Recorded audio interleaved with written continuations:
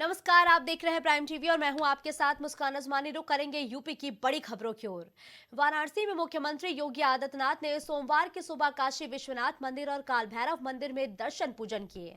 इस दौरान उन्होंने बाबा विश्वनाथ की विधि विधान के साथ दर्शन पूजन और जलाभिषेक किया। गौरतलब है कि प्रधानमंत्री नरेंद्र मोदी के 2 दिवसीय वाराणसी दौरे को लेकर सीएम योगी काशी में मौजूद हैं।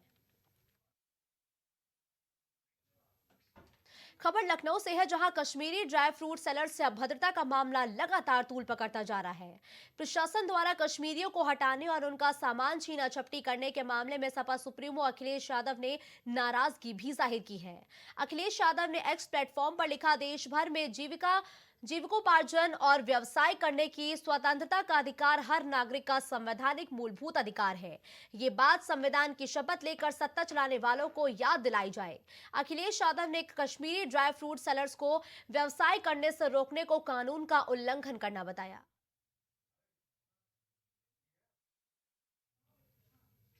अब अगली खबर बुलंदशहर से है, जहां पुलिस ने सिर्फ 24 घंटे में नत्थू सिंह हत्याकांड का खुलासा कर दिया है। पुलिस के मुताबिक नत्थू सिंह की अवैध संबंधों के चलते हत्या की गई थी। आरोप है कि बहू ने प्रेमी के साथ मिलकर ससुर नत्थू सिंह को मौत के घाट उतारा था। इसके बाद हत्या कर नत्थू सिंह का शव गांव के पास तालाब में फेंक दिया। नरसेना थाना क्षेत्र में 2 दिन पूर्व ये पूरी हत्याकांड को अंजाम दिया गया था। नरसेना थाना क्षेत्र में बुगरासी चौकी के अंतर्गत ग्राम जलालपुर पड़ता है। वहां पे सुबह सुबह एक सूचना प्राप्त हुई कि एक वृद्ध व्यक्ति का शव बरामद हुआ है, जिसकी पहचान गांव के ही एक नत्थू सिंह के रूप में हुई, जिनकी उम्र 65 वर्ष के आसपास की थी। जब मुकदमा पंजीकृत किया गया और अन्य विवेचनात्मक कार्रवाई जब की गई, तो उसमें पुलिस को एक सीसीटीवी फुटेज प्राप्त हुआ, जिसमें जो मृतक है वो अपनी जो छोटी बहू है उनके साथ जाता हुआ दिखाई दिया। विस्तृत पूछताछ इसमें की गई तो चीज़ें सामने आई कि जो मृतक की जो बहू है, उनका एक जान मोहम्मद नाम के एक व्यक्ति के साथ प्रेम संबंध था, जो कि मुजफ्फरनगर का रहने वाला है। क्योंकि ससुर द्वारा इनके संबंधों में विघ्न अड़चन डाली जा रही थी, तो इन दोनों ने ये प्लानिंग की कि ससुर की हत्या कर दी जाएगी। 14 तारीख की रात में ससुर को ये महिला अपने साथ लेके घर से निकलती है। इसमें एक तथ्य और सामने आया कि नशीली गोलियों का प्रयोग किया गया था चाय में मिला के घर वालों को सुलाने के लिए। जब ये घर से बाहर अपने निकले, ससुर और बहू अपने बाहर निकली घर से, तो जो इनका प्रेमी था, ये छुप के बैठा हुआ था जान मोहम्मद, इसके द्वारा ईंट पत्थरों से तथा चाकू से मार के इनकी हत्या कर दी गई है। थाना नरसेना पुलिस ने महज 24 घंटे के अंदर गिरफ्तारी की है और इस घटना का सफल अनावरण किया है। गाजियाबाद जिले में ऑनर किलिंग का एक मामला सामने आया। यहां बहन के प्रेम संबंध से नाराज भाइयों ने अपनी बहन की गला दबाकर हत्या कर दी और शव को नहर में फेंक दिया।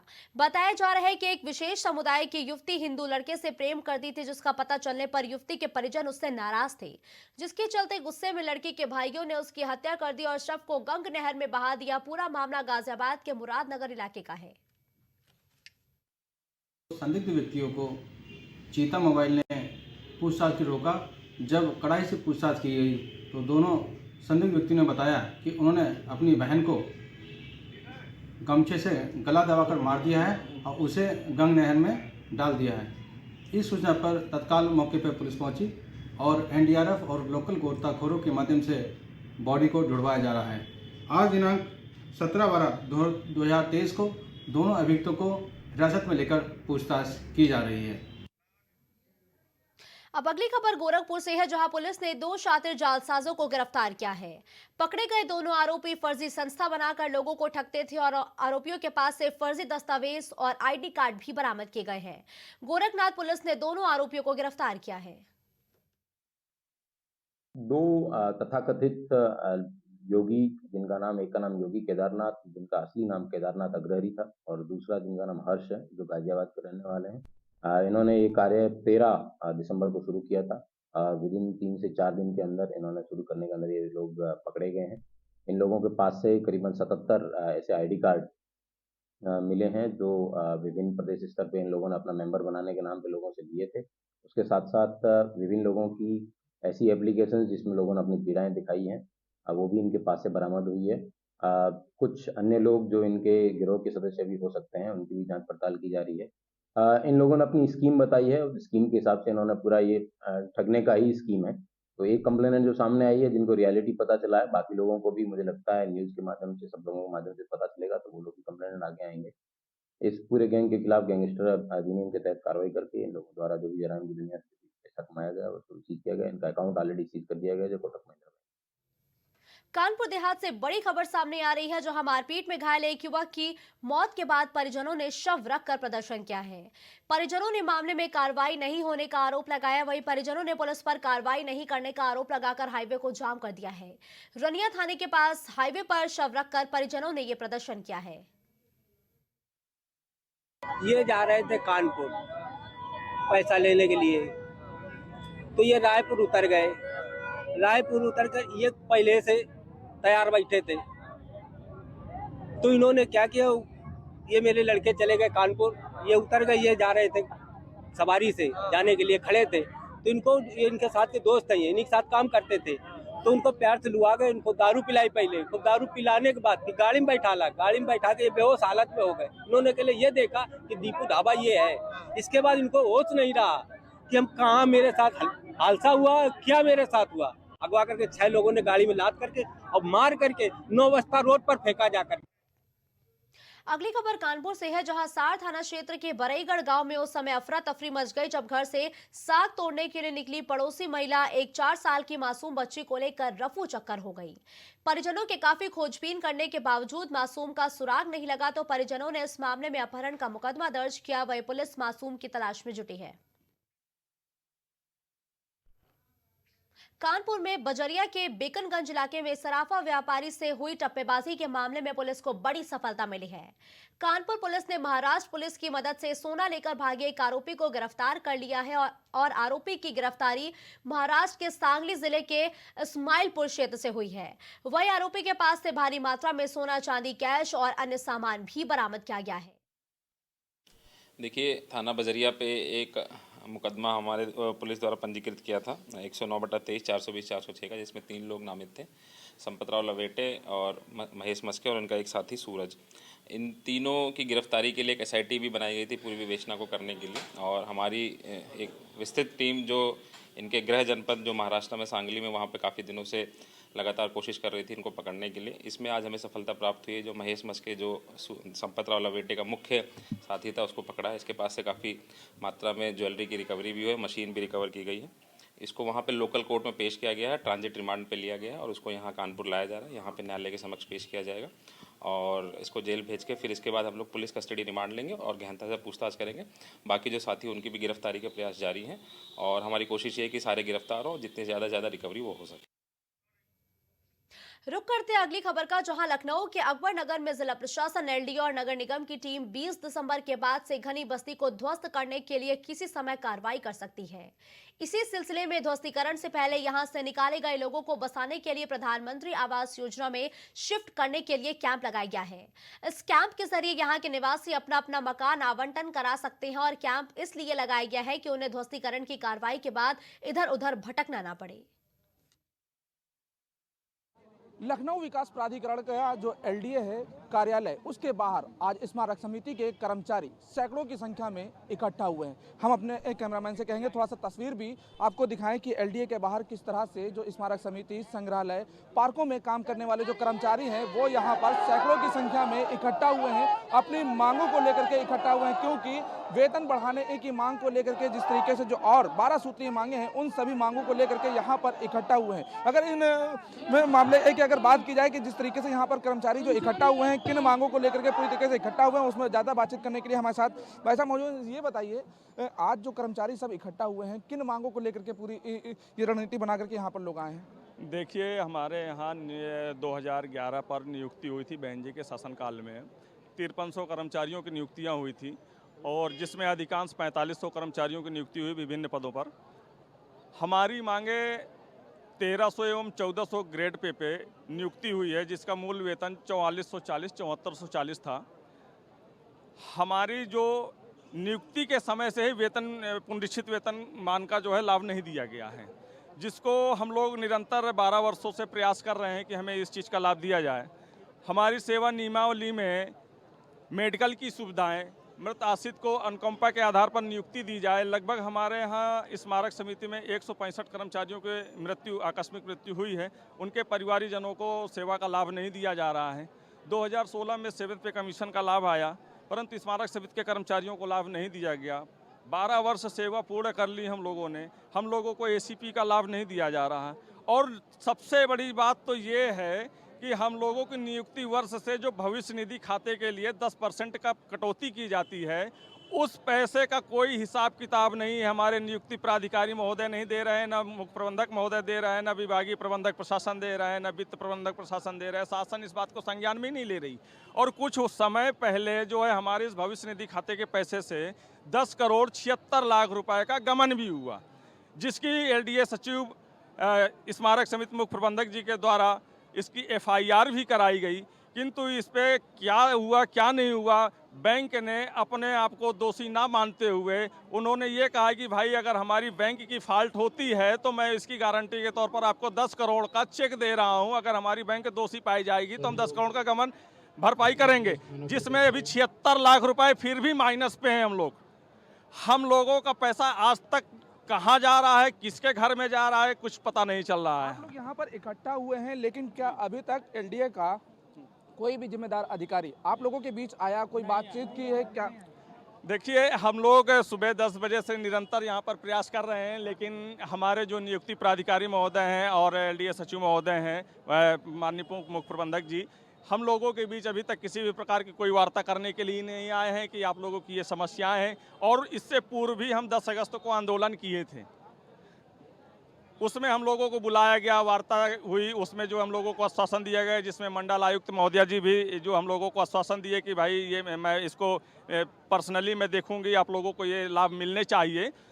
और हम लोगों को 3 महीने हो गए, हम लोग आश्वासन करते रहे और 3 महीने बीत गए। इस 3 महीने के दौरान भी मेरे 7 कर्मचारी खत्म हो गए। अभी परसों भी एक मेरी बहन वो आकस्मिक जो है उनको हार्ट अटैक हुआ और उनका जो है लॉरी डिपार्टमेंट मेडिकल कॉलेज में ट्रीटमेंट भी हुआ, बट किसी कारणवश बच नहीं पाई, उनका परिवार रोड पे आ गया। जिस तरीके से अब आप लोगों ने अनिश्चितकालीन का एक बैनर भी लगा रखा है, अनिश्चितकालीन हड़ताल और प्रदर्शन को लेकर के, तो अगर जाहिर सी बात है आप लोग 3 महीना पहले भी प्रदर्शन किए थे, अधिकारियों से आप लोगों की वार्ता भी हुई थी, लेकिन अगर इस बार भी जो आप लोगों की वार्ता होती है, उस वार्ता में अगर जो समाधान निकलता है तो उसके बाद भी अगर क्या आप लोग प्रदर्शन अपना जारी रखेंगे या फिर? देखिए, ये वार्ता से समझौता नहीं होगा। अब हमें शासनादेश चाहिए। यह अनिश्चितकालीन आंदोलन जो किया जा रहा है, अब हमें आश्वासन नहीं, हमें शासनादेश चाहिए। जब तक हमारे आदेश निर्गत नहीं होते हैं तब तक ये हमारा आंदोलन चलेगा। तो इस मामले को लेकर के क्या आप लोग अभी अधिकारी से किसी तरह संपर्क करने की कोशिश किए हैं? जी, हमसे किसी भी उच्च अधिकारियों के द्वारा कोई संपर्क नहीं हुआ है, ना किसी तरह की कोई वार्ता हुई है इस संबंध में। तो जाहिर सी बात है कि जिस तरीके से यहाँ पर तस्वीरों में साफ तौर से आप देख रहे हैं कि जो स्मारक समितियों के जो कर्मचारी हैं वो यहाँ पर प्रदर्शन कर रहे हैं, क्योंकि आपके सामने एक बैनर भी लगा हुआ है, उस पर साफ तौर से इन कर्मचारियों के द्वारा लिखा गया है कि स्मारकों, संग्रहालयों, संस्थाओं, पार्कों व उपवनों आदि की प्रबंध सुरक्षा एवं अनुबंधन समिति लखनऊ का जो संघर्ष है वो एकता संघर्ष विजय। और इसके साथ ही एक शब्द और लिखा है, आश्वासन नहीं, हमें शासनादेश चाहिए। तो जाहिर सी बात है कि जिस तरीके से कर्मचारी यहाँ पर अपना विरोध दर्ज करा रहे हैं, तो क्या इन विरोध के बीच जो अधिकारी हैं वो इन लोगों की मांगों को सुनते हैं या फिर इन लोगों का जो प्रदर्शन है वो पूरी तरीके से ये प्रदर्शन इसी तरह जारी रहेगा? फिलहाल जिस तरीके से अनिश्चितकालीन जो प्रदर्शन की बात कही गई, ये प्रदर्शन आखिर कब खत्म होगा ये देखने वाली बात होगी। वीडियो जर्नलिस्ट दीपक के साथ मोहम्मद कलीम, प्राइम टीवी, लखनऊ। अगली खबर महोबा से है, जहां जनपद के महोबकंड थाना क्षेत्र की एक नहर में डूबा पड़ा ऑटो और उसके अंदर मौजूद युवक के शव को बाहर निकाला गया। संदिग्ध परिस्थितियों में युवक का शव मिलने से इलाके में हड़कंप मच गया और पुलिस ने शव को कब्जे में लेकर पोस्टमार्टम के लिए भेज दिया है और पुलिस मामले की तफ्तीश में भी जुट गई है। ये कनकुआ नहर थाना महोबकंड जनपद महोबा में पड़ेगी।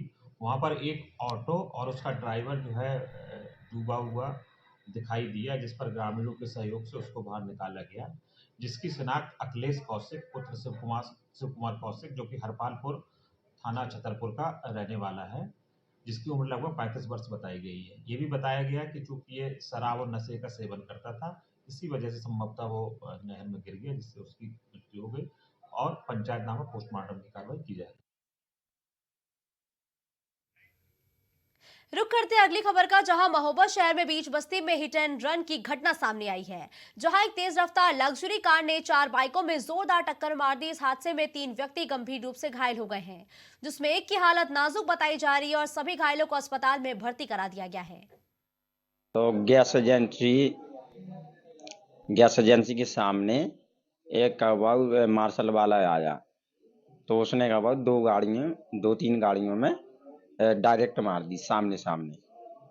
बहुत स्पीड से था, कुछ समझ में नहीं आया, हमें भी नहीं समझ में आया। हम तो बहुत साइड पे चल रही थी, बिल्कुल ट्रांसफार्मर की बगल पे।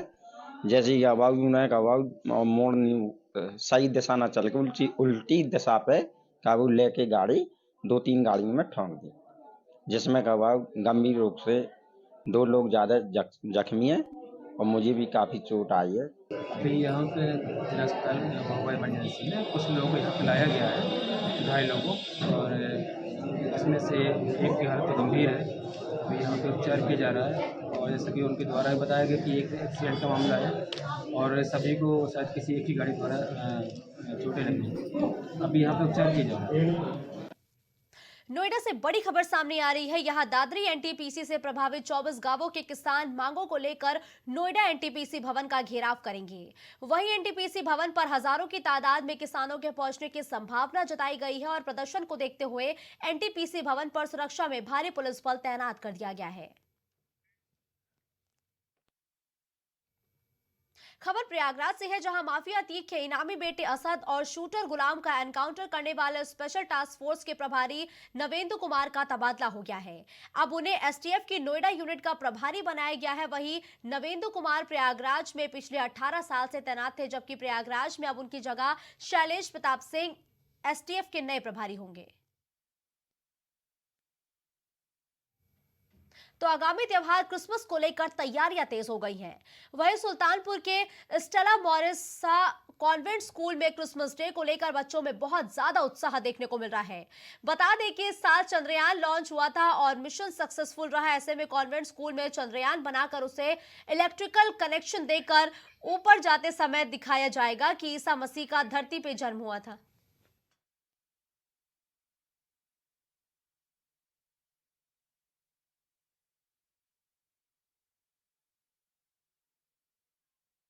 क्रिसमस डे को लेकर बहुत खास तैयारी भी रहती है, जगह पे रौनक भी रहती है, चर्च में भी रौनक देखने मिलती है। इस साल हम अपने स्कूल में साइंस इन फेथ लेके चल रहे हैं, क्योंकि इस साल चंद्रयान लॉन्च हुआ था और हम लोग इस मिशन में सक्सेसफुल रहे। तो इसी थीम को लेके हम जो साइंस है, विज्ञान है, उसको हम भक्ति में दिखाना चाहते थे। तो हमारे स्कूल में इस साल हम लोग चंद्रयान बनाए हैं, जहाँ पर पुली के द्वारा इलेक्ट्रिकल कनेक्शन देके वो ऊपर जाते समय हमारे जो ईसा मसीह का जन्म हुआ था धरती पे, उसको हम लोग दिखा रहे हैं। क्रिसमस एक बहुत बड़ा दिन है हम ईसाई लोगों के लिए, क्योंकि हम लोग विश्वास करते हैं प्रभु यीशु जो भगवान है मानव रूप धारण करके इस पृथ्वी पर आए, तो उनको मानव रूप धारण करने के लिए एक इंसान चाहिए था। तो एंजल गैब्रियल ने माता मरियम को भगवान का संदेश लेके जाते हैं कि वो गर्भवती होगी और एक पुत्र प्रसरण करेगी। क्रिसमस डे को लेकर बहुत अब खबर सुल्तानपुर से है, जहां सड़क हादसों को कम करने के लिए पुख्ता इंतजाम किए जा रहे हैं। सुरक्षा पखवाड़े में परिवहन विभाग ने कमर कस ली है, जहां परिवहन निगम के वर्कशॉप में जागरूकता अभियान चलाया गया। वहीं ड्राइवर और कंडक्टर को शपथ दिलाने के साथ साथ सड़क पर बाइक और कार चलाने वालों को भी पुष्प देकर सम्मानित किया गया। क्योंकि आप सब जानते हैं कि भारत सरकार ने सड़क सुरक्षा पखवाड़ा 15 दिसंबर से 31 दिसंबर तक का ये कार्यक्रम मनाए जाने का निर्णय लिया गया है और उसी के तहत आज परिवहन निगम के वर्कशॉप में सारे ड्राइवर और कंडक्टर्स को शपथ दिलाया गया सड़क सुरक्षा के प्रति जागरूकता के लिए, और उनको यह जागरूक किया गया कि अपने नेत्रों का हमेशा परीक्षण कराते रहें। खबर बांदा से है, जहां 7 सूत्रीय मांगों को लेकर विकलांगों ने प्रदर्शन किया है। कांग्रेस विकलांग प्रकोष्ठ की ओर से डीएम के माध्यम से मुख्यमंत्री को संबोधित ज्ञापन भेजा है। वहीं विकलांग ने पेंशन बहाली, आवास समेत कई मांगे रखी हैं। उन्होंने ये भी मांग की है कि महीने में एक दिन विकलांगों की समस्याओं के निस्तारण के लिए भी रखा जाए। हम यहाँ 7 सूत्री मांगों को लेकर आए हुए हैं, जो आज 5वीं बार दे चुके हैं। अगर सरकार इस बार भी एक्शन में नहीं आ रही तो हमारे विकलांग साथी एक्शन जरूर करेंगे। 2024 के करीब इनका चुनाव भी आ रहा है। क्या कुछ मांगे हैं आप लोगों की? हमारी मांगे हैं, सर्वप्रथम अधिनियम 2016। दूसरी मांग, हर विकलांग को अंत्योदय राशन कार्ड से जोड़ा जाए। शौचालय और आवास, जैसे रोडवेज में भी काफ़ी हद तक परेशान करने लगे हैं, उसमें भी। और विकलांगों की पेंशन जो 1500 रुपये हमारे माननीय योगी जी ने कहा था कि चुनाव जीतते ही हम 1500 लागू कर देंगे, आज तक वो 1500 रुपये नहीं लगे।